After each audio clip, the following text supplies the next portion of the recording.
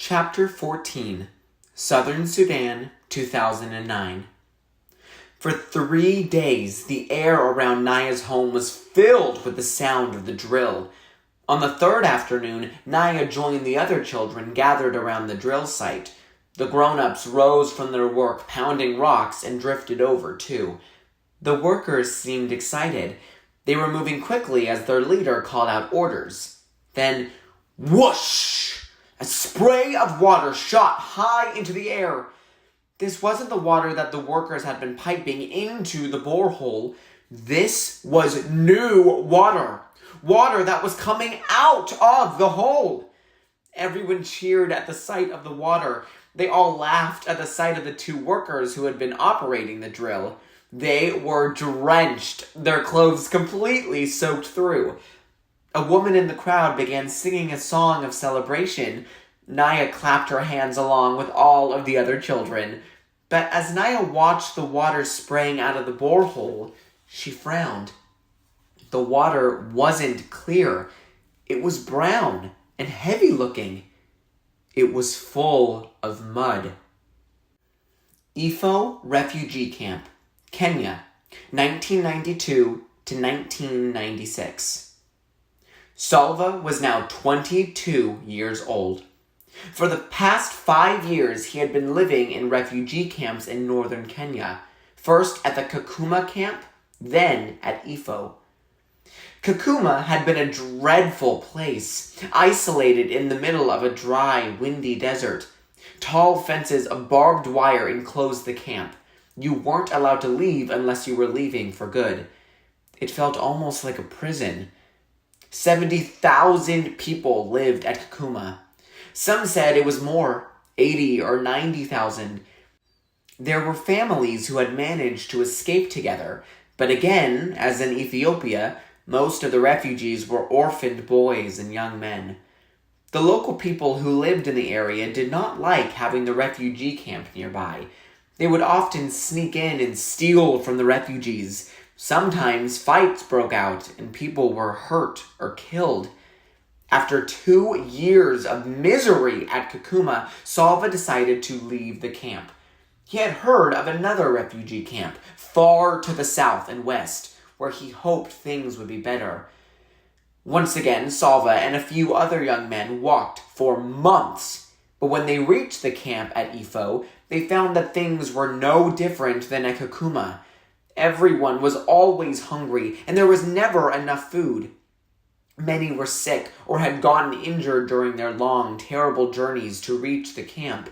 The few medical volunteers could not care for everyone who needed help. Salva felt fortunate that at least he was in good health. He wanted desperately to work, to make a little money that he could use to buy extra food. He even dreamed of saving some money so that one day he could leave the camp and continue his education somehow. But there was no work. There was nothing to do but wait. Wait for the next meal, for news of the world outside the camp. The days were long and empty. They stretched into weeks, then months, then years. It was hard to keep hope alive when there was so little to feed it. Michael was an aid worker from a country called Ireland. Salva had met a lot of aid workers. They came and went, staying at the camp for several weeks, or at most, a few months. The aid workers came from many different countries, but they usually spoke English to each other. Few of the refugees spoke English, so communication with the aid workers was often difficult. But after so many years in the camps, Salva could understand a little English. He even tried to speak it once in a while, and Michael almost always seemed to understand what Salva was trying to say. One day after the morning meal, Michael spoke to Salva. "You seem interested in learning English," he said. "How'd you like to learn to read?" The lessons began that very day. Michael wrote down 3 letters on a small scrap of paper. A, B, C, he said, handing the scrap to Salva. A, B, C, Salva repeated. The whole rest of the day, Salva went around saying A, B, C. Mostly to himself, but sometimes aloud, in a quiet voice. He looked at the paper 100 times and practiced drawing the letters in the dirt with a stick over and over again. Salva remembered learning to read Arabic when he was young. The Arabic alphabet had 28 letters. The English, only 26. In English, the letters stayed separate from each other, so it was easy to tell them apart. In Arabic words, the letters were always joined, and a letter might look different depending on what came before or after it. "Sure, you're doing lovely," Michael said the day Salva learned to write his own name. "You learn fast because you worked so hard."